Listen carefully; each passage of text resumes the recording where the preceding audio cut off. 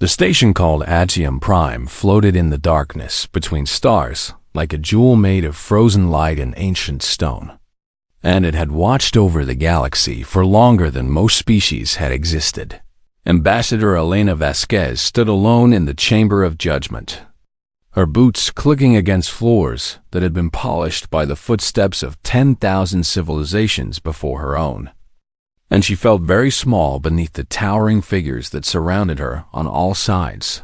The Galactic Council of 12 had gathered in their full ceremonial forms, and each of them represented species that had mastered the stars when humanity was still learning to make fire in caves on a distant blue world. The Calvari speaker rose first, its body a shifting mass of crystalline light that hurt Elena's eyes if she stared too long, and his voice echoed through the chamber like thunder rolling across an endless plain. "We have reviewed the petition of the species known as humanity," the speaker announced, and the words hung in the air like a sentence of death. "We have studied your history, your conflicts, your achievements, and your failures, and we have reached our decision." Elena kept her face perfectly still because she had trained for this moment her entire life, and she would not give them the satisfaction of seeing her flinch. The Thymar representative shifted its massive insectoid body and clicked its mandibles in what Elena knew was amusement, while the axillary delegate, a being of pure geometric shapes that folded through dimensions Elena could not perceive, pulsed with cold blue light. "The species known as humanity is hereby judged inferior," the Calvari speaker declared, and the word echoed through the chamber like a bell tolling for the dead. "You are primitive, aggressive, and unworthy of membership in the Galactic Council." Elena heard the verdict, and something cold settled in her chest. But she did not speak because she knew there was more to come. The speaker continued, its crystalline form shifting through colors that had no names in any human language. "Your species has existed for a mere 300,000 years, and you have achieved spaceflight for only 3 centuries, while the youngest member of this council has guided the stars for 17 million years. The Rixali ambassador, a serpentine creature wrapped in robes of living shadow, hissed its agreement, and Elena noticed how all 12 members of the council looked down at her with expressions that ranged from contempt to pity. "In your brief existence," the speaker went on, "you have waged 10,000 wars against your own kind, poisoned your homeworld nearly to death, and spread across the stars with the subtlety of a plague. And these are not the traits of a species worthy of standing among the council." Elena finally spoke, her voice calm and clear in the vast chamber. "And what is the council's sentence?" The speaker's form flickered, and Elena thought she detected something like surprise at her composure. "The sentence is quarantine, and your species will be confined to your homeworld until you have matured sufficiently to join civilized society. And our estimates suggest this process will require approximately 10,000 of your years." "Our colonies," Elena said, "and it was not a question, will be dissolved and their populations returned to Earth," the speaker confirmed. "Your vessels will be decommissioned, your stations dismantled, and your presence beyond your own atmosphere will be erased. And this is the mercy of the council." Elena looked around the chamber at the 12 ancient beings who had just condemned her entire species to imprisonment, and she saw no doubt in any of their alien faces, no hesitation, no second thoughts. They truly believed they were being kind. "And if we refuse?" Elena asked, and her voice did not waver. The chamber fell silent for a long moment, and then the sound that emerged from the council members was something Elena had never heard before, and it took her several seconds to realize they were laughing. The Thymar clicked and chittered. The axillary pulsed with strobing light. The Rixali made a sound like tearing silk, and even the ancient Calvari speaker's crystalline form rang with a tone that could only be amusement. "Refuse?" the speaker said when the laughter had faded. "Little ambassador, you do not understand your position. And perhaps this is why your species remains inferior, because you cannot recognize when you have no choices left." Elena waited in silence as the speaker continued. "The Council commands fleets that number in the hundreds of thousands. And each of our vessels carries weapons that could reduce your entire planet to ash in seconds. And we have technologies that your species cannot even imagine, much less counter." The speaker leaned forward, and its light seemed to intensify until Elena had to shield her eyes. "If you refuse, you will be made to comply. And if you resist, you will be made an example. And your species will become a cautionary tale that we tell to other primitives who dream of standing where they do not belong." Elena lowered her hand and met the speaker's gaze directly despite the pain in her eyes. And she smiled. It was a small smile, barely a curl at the corners of her lips. But every member of the council saw it, and for reasons none of them could explain. It made them uncomfortable. "I understand," Elena said. And she reached into her coat and withdrew a small communication device. "I need to inform my government of your decision." The speaker waved one appendage dismissively. "Do as you wish. And we will give your species one standard rotation to begin compliance procedures." Elena activated the device and spoke 3 words in a voice that carried clearly through the silent chamber. "They have decided." She lowered the device and looked up at the council with that same small smile still on her face. And she said nothing more 12,000 light years away. In a bunker buried deep beneath the Himalayan mountains on a small blue world called Earth, Admiral Marcus Chen received the transmission. He stood in the center of a vast command room surrounded by screens that showed the positions of every human vessel, every station, every colony in the galaxy. And around him stood the Joint Chiefs of Earth's United Defense Force. "Ambassador Vasquez has sent the signal," Chun announced. And his voice was steady despite the weight of what was about to happen. "The Council has judged us inferior and sentenced us to quarantine." General Yuki Okafor, commander of Earth's ground forces, closed her eyes for a moment. "Then it is as we feared, as we prepared for," Chun corrected her. And he turned to face the assembled leadership of humanity's military might. "For 300 years we have watched the Council, studied them, and prepared for this day. And now that day has come." He walked to the central console and placed his hand on a panel that glowed with soft blue light. "Ladies and gentlemen, by the authority vested in me by the United Earth Government, I am authorizing the activation of Protocol Prometheus." The room fell silent as the weight of those words settled over everyone present. Chun pressed his palm firmly against the panel. "They think we are primitive, that we are weak, that we are inferior. And they believe we will simply accept their judgment and surrender our future to their mercy." The panel beeped, and lights began to change across every screen in the room and somewhere deep in the earth. Systems that had been dormant for decades began to wake. "They are about to learn," Admiral Chun said. And his voice was cold and hard as steel. "Exactly how wrong they are." Fleet Commander Thyros of the Axelar Dominion watched from the bridge of his flagship as 200 warships emerged from faster-than-light travel at the edge of the Sol system. And he felt nothing but boredom at the task ahead. This was not war. He thought to himself as he observed the tiny yellow star that the humans called their sun. This was pest control. The compliance fleet represented 6 different council species, and it carried enough firepower to shatter moons and boil oceans. And it had been assembled in less than a standard week because the council wanted to make a point about what happened to species that dared to question their betters. Thyros had commanded fleets for 3,000 years, and he had crushed rebellions on 100 worlds. And he had never once faced an enemy that could truly threaten him. He did not expect today to be any different, Commander. His tactical officer announced, "We are detecting 47 vessels in formation near the 3rd planet." Thyros made a sound that passed for laughter among his geometric kind.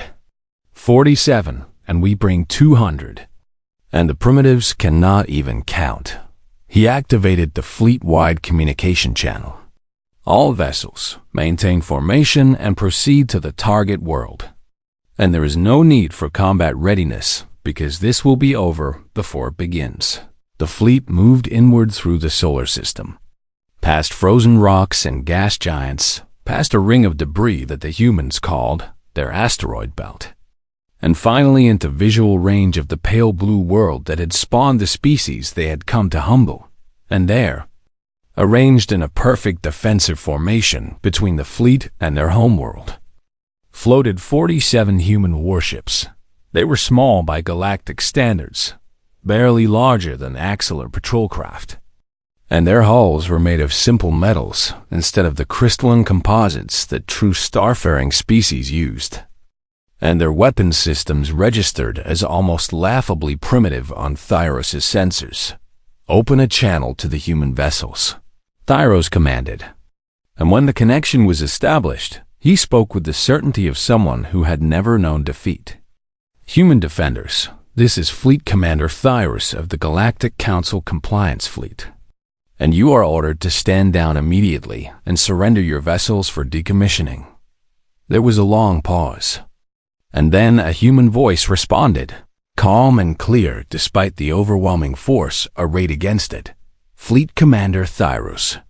This is Captain Sarah Okonkwo of the United Earth Defense Force, and I am afraid we must respectfully decline your generous offer. Thyros felt something that might have been irritation. Captain, you are outnumbered more than 4-1 by vessels that outclass your own in every measurable way. And resistance is not merely futile, it is mathematically impossible. So I suggest you reconsider, before you make any decisions you might regret. Captain Okonkwo replied. I am transmitting a data packet to your flagship, and I strongly recommend you review it before proceeding. Thyros gestured to his communications officer, who confirmed the receipt of the transmission and displayed its contents on the main view screen. For a long moment, Thyros simply stared at what he was seeing, and for the first time in 3,000 years, he felt something cold settle in his geometric core. The data packet contained complete technical specifications for every ship in his fleet, including classified weaknesses in their shield harmonics that even Thyros had not known existed. It contained psychological profiles of every commanding officer under his authority, including details about their families, their fears, their past failures, and their likely responses to different tactical scenarios. It contained intercepted communications between the Council and the fleet. Communications that had been encrypted with codes that should have been unbreakable. And it contained analysis of those communications that predicted the fleet's exact arrival time and formation. How is this possible? Thyros whispered, and his tactical officer had no answer. Captain Okonkwo's voice came through the channel again, and there was something in her tone that Thyros had never heard from any primitive species before it was confidence. For 300 years, Commander, the Council ignored us, and they called us primitive and left us alone to develop in our little corner of the galaxy. And they assumed that because we were young. We were also stupid. The human ships began to move, shifting from their defensive formation into something more aggressive. And Thyros noticed that each vessel was positioning itself to exploit the specific weaknesses his own sensors had not detected. They were wrong. Okonkwo continued. We have been watching you since the day we achieved spaceflight, and we have been learning everything we could about Council technology, Council tactics, Council politics, and Council weaknesses. And we have been preparing for this exact moment. Thyros found his voice. You cannot hope to defeat us, and even with your intelligence, you are still outgunned and outmatched. Perhaps, Okonkwo admitted, but we do not need to defeat you. We only need to hurt you badly enough that the Council understands we are not prey to be hunted. And we are willing to pay any price to make that point clear. The battle began without warning. Human vessels that should have been slow and clumsy moved with precision that defied their primitive construction, weaving between axillary formations and striking at exactly the weak points their intelligence had identified. Council ships that should have shrugged off human weapons found there, shields failing at critical moments, and Thyros realized with horror that the humans had somehow developed weapons specifically designed to exploit vulnerabilities they should not have known existed.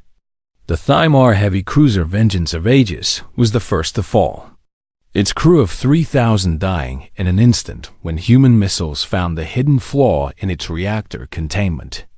And the explosion took 2 escort vessels with it. Commander Rick Stoll of the Rick Sully contingent broke formation to pursue a damaged human frigate, and she led her squadron directly into a minefield that had been invisible to her sensors. And 4 Serpent-crewed destroyers vanished in blossoms of nuclear fire. Tyros tried to coordinate his fleet, tried to bring overwhelming firepower to bear on the human vessels, but every time he issued an order, the humans seemed to anticipate it and counter it before his ships could respond. 6 hours passed in chaos and fire and death. When it was over, 112 Council warships drifted as wreckage among the outer planets of the Sol system, and the survivors were fleeing back toward Council space with damage that would take years to repair. The humans had lost 9 ships, 9 vessels crewed by men and women who had known they might die, who had volunteered anyway, who had given their lives to prove a point that the galaxy would never forget. Thyros sat in the command chair of his damaged flagship and stared at the distant blue world that had just done the impossible. And he tried to understand how everything he knew about the universe could be so completely wrong on Axiom Prime. The Galactic Council received his report in stunned silence. The Kelvari speaker read the casualty figures 3 times because it could not believe what it was seeing. And when it finally spoke, its voice was smaller than it had been in a million years. "They defeated us," the speaker whispered, and the words seemed to echo in the empty chamber. "The primitives defeated us for the first time since the Council had been founded in the ancient days when the galaxy was young. An inferior species had drawn blood from its betters, and somewhere in the dark between stars, humanity was just getting started. The Galactic Council did not make the same mistake twice within 3 standard months of the disaster at Sol. They had assembled the largest war fleet in recorded history, and 3,000 warships from a dozen species gathered at the staging point near the Thymar homeworld. Admiral Vexter of the Kelvari Supreme Command stood at the center of the Grand Strategy Chamber, and around him floated holographic displays showing every corner of human-controlled space. "We will not underestimate them again," Vexter announced to the assembled commanders. "We will advance on 17 fronts simultaneously, overwhelming their defenses through sheer numbers. And we will burn their colonies one by one until nothing remains but Earth itself." The commanders nodded their agreement, and the fleet moved out with the certainty of beings who believed that superior numbers would always triumph in the end. They were wrong. The first sign that something was different came 3 weeks into the campaign when the Rixali supply convoy vanished. 40 transport ships carrying food and ammunition for the advancing fleets simply disappeared from sensors near the Kruller Nebula. And when search parties were sent to investigate, they found nothing but empty space and the fading echo of distress signals. Admiral Vexter dismissed it as an isolated incident, perhaps pirates or a navigational error. And the campaign continued and the orders started arriving. Commander Thymar received transmission from Kelvari Supreme Command directing him to redirect his battle group to the Nexus system. And he followed the orders without question because they carried all the proper authentication codes.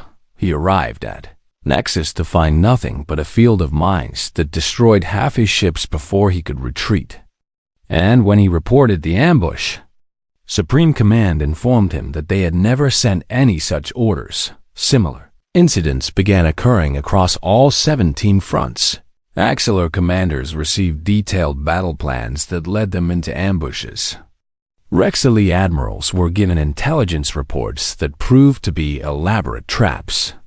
And Thymar generals found their communications intercepted and altered so subtly that they could not tell truth from deception. The Council fleets began to turn on each other.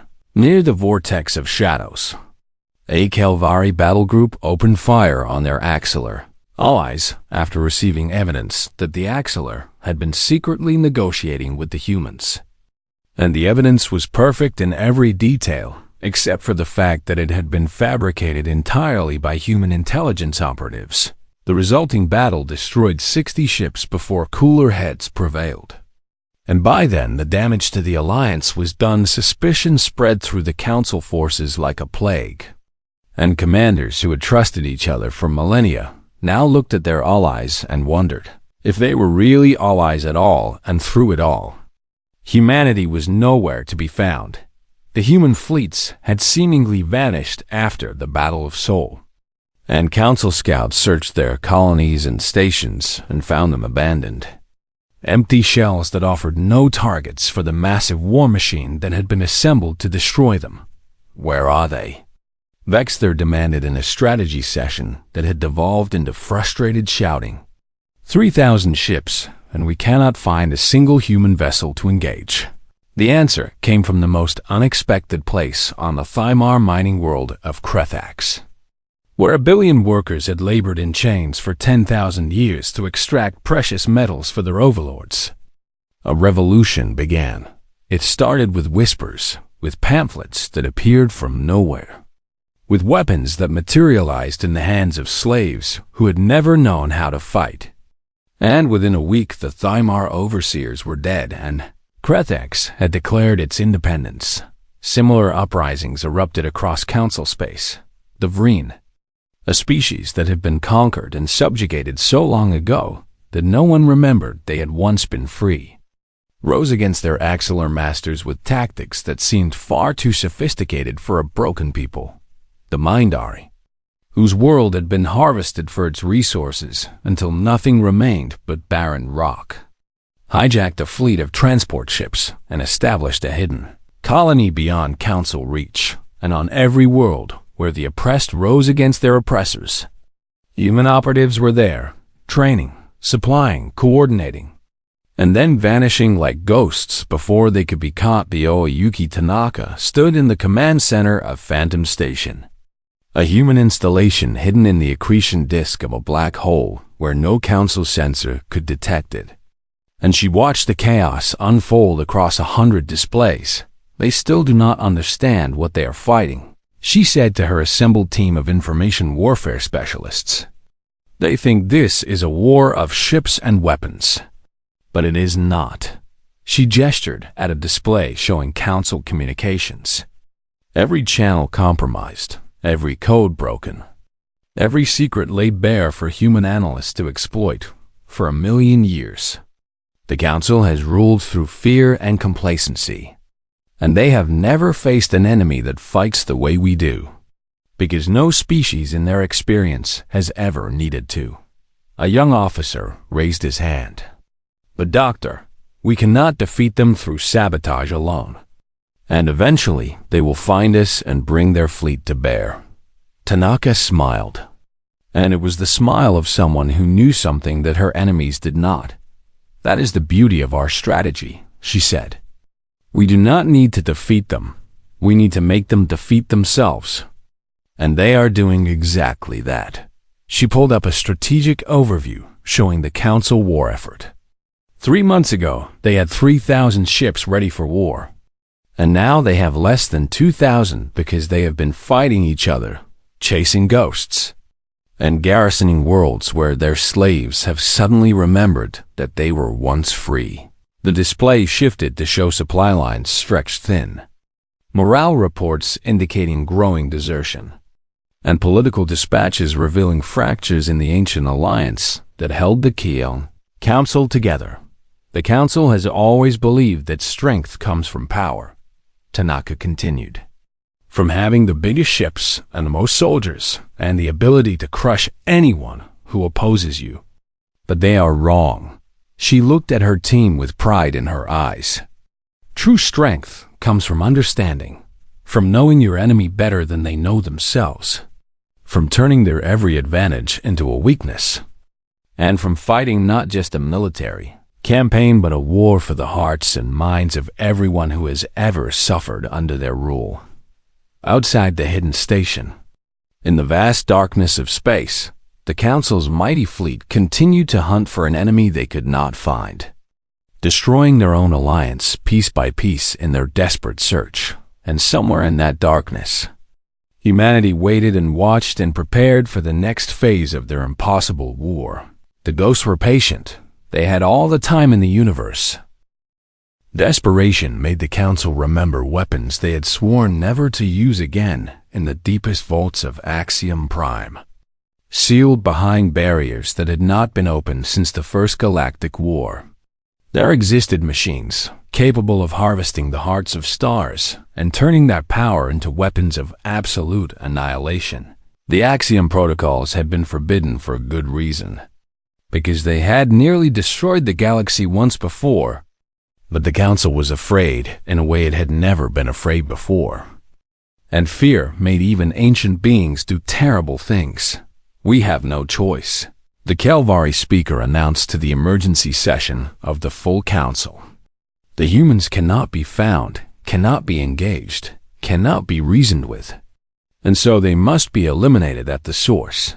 The Thymar representative shifted uncomfortably. You are proposing we sterilize their homeworld, and that we violate the oldest laws of the Council. I am proposing we survive, the speaker replied. Because if we do not end this now, while we still can, then everything we have built over 1 million years will crumble to dust.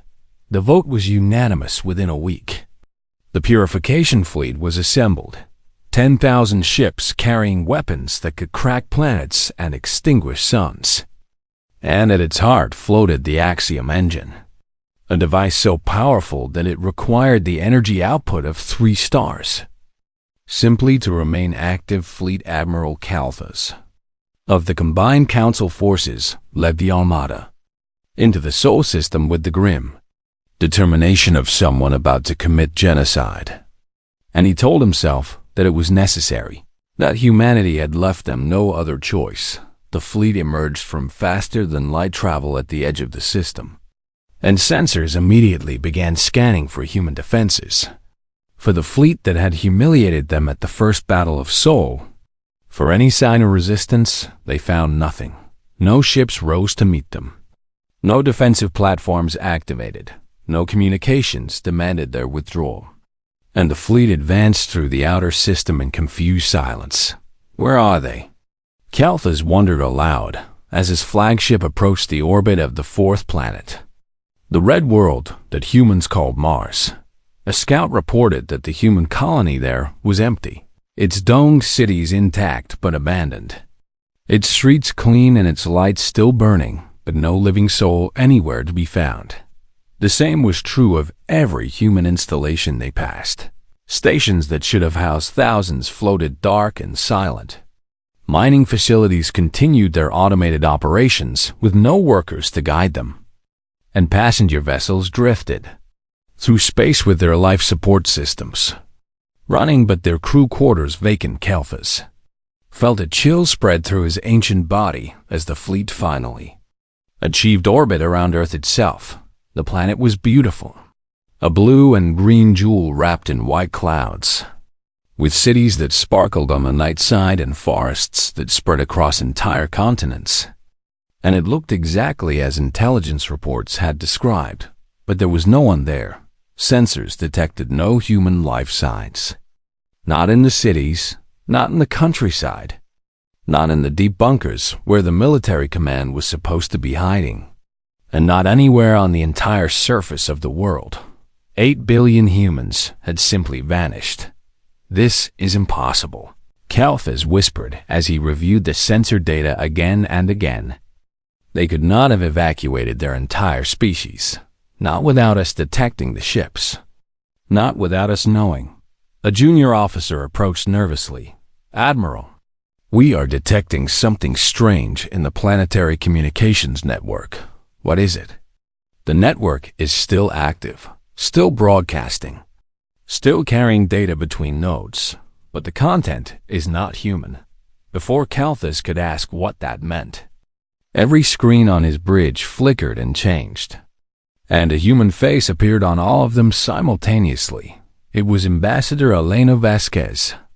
But she looked different now, younger somehow, with a light in her eyes that had not been there when she stood before the council almost a year ago.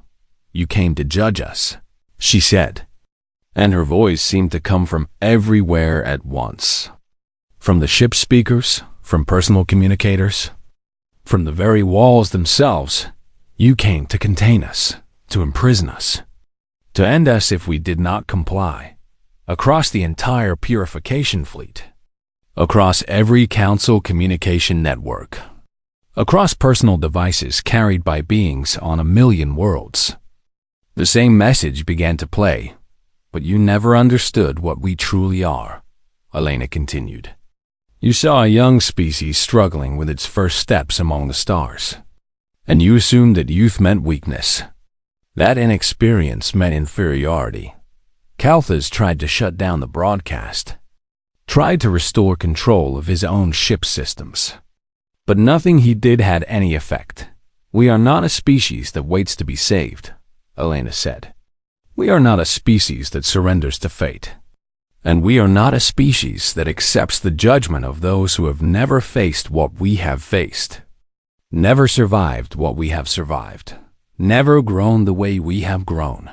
Her image shifted, and behind her appeared something vast and strange, a structure that seemed to exist in more dimensions than the eye could perceive.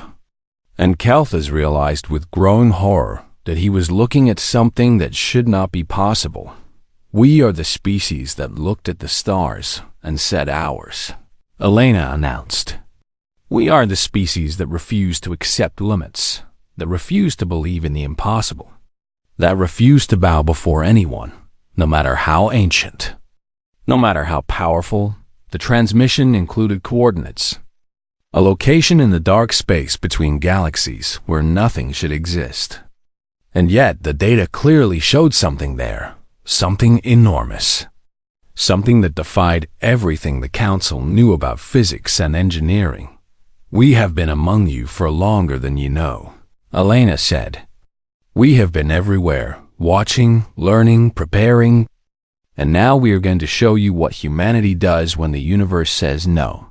The broadcast ended, and Kalthus sat in stunned silence on the bridge of his flagship, surrounded by the greatest destructive force ever assembled, hovering over an empty world that had somehow defeated them without firing a single shot.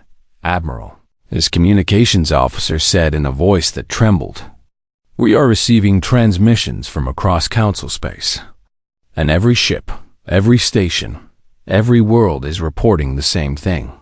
"What thing?" "The message, Admiral. Everyone received it, all at the same time. And no one can explain how that is possible."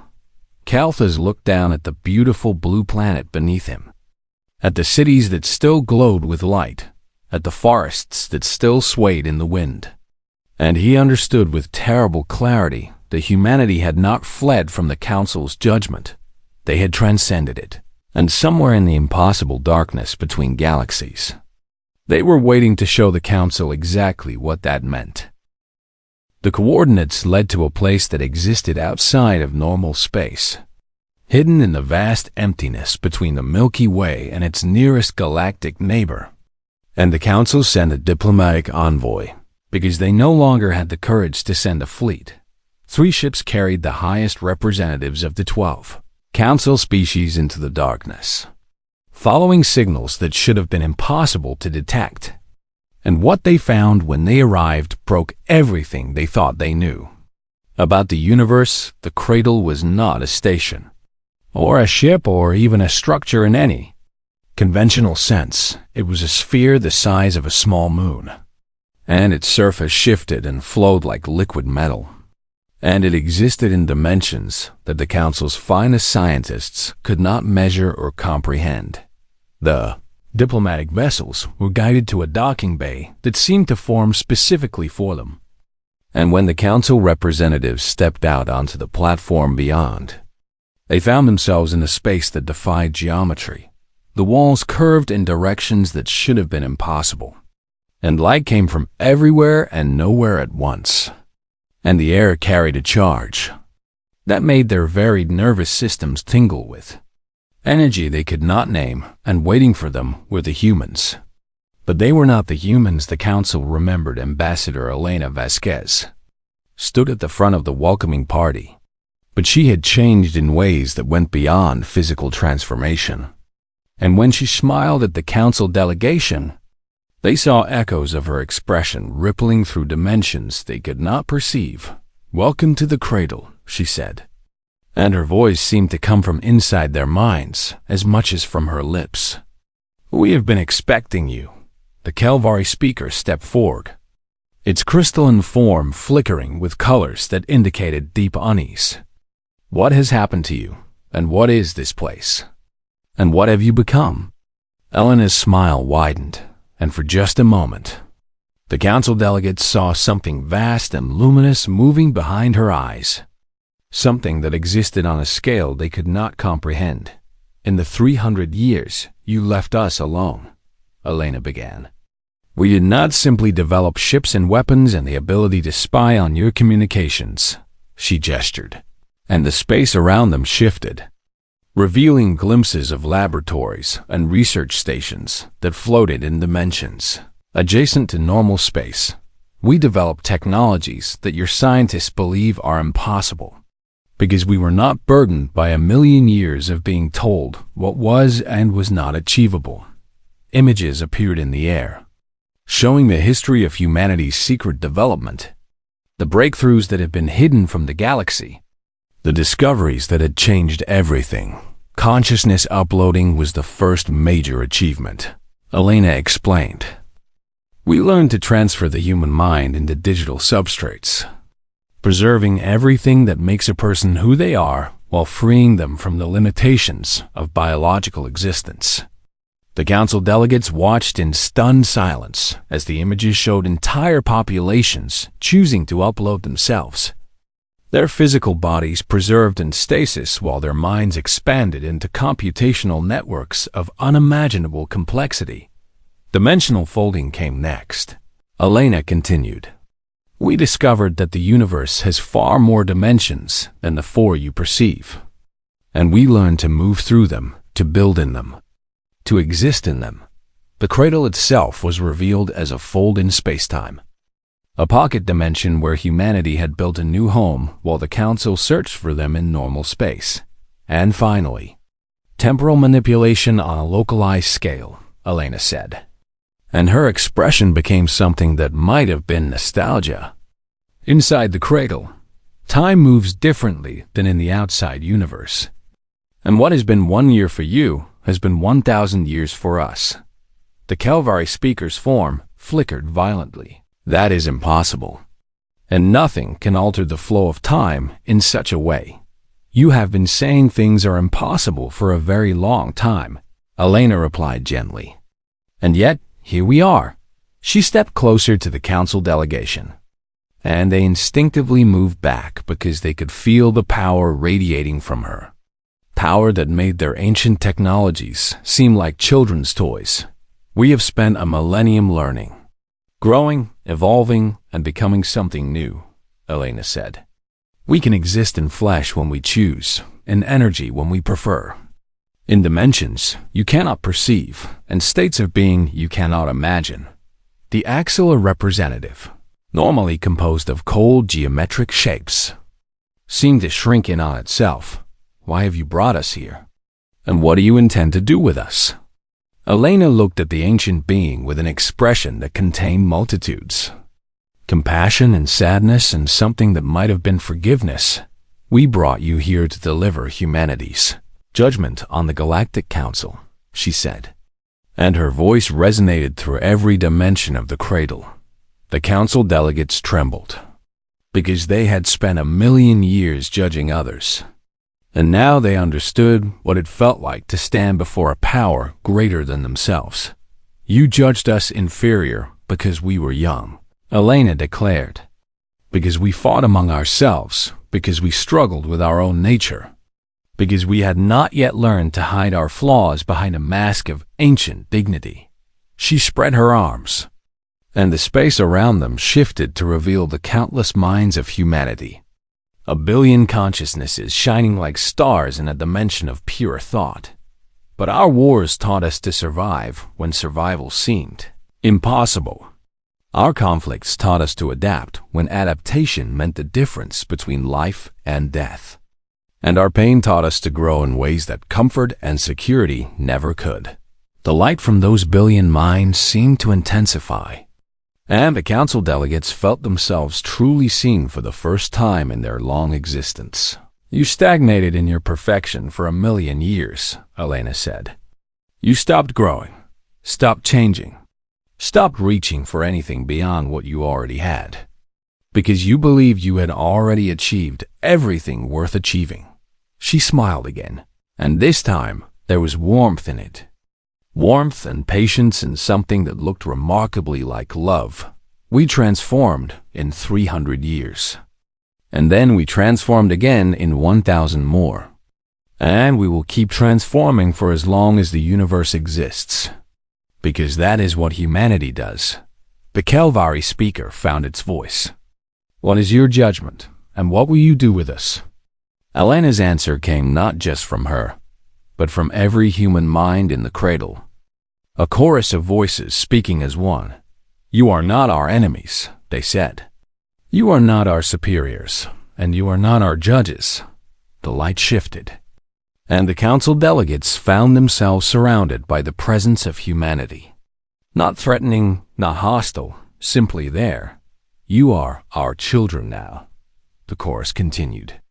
"Younger than us in every way that matters. Still learning, still growing, still making mistakes that you do not yet recognize as mistakes."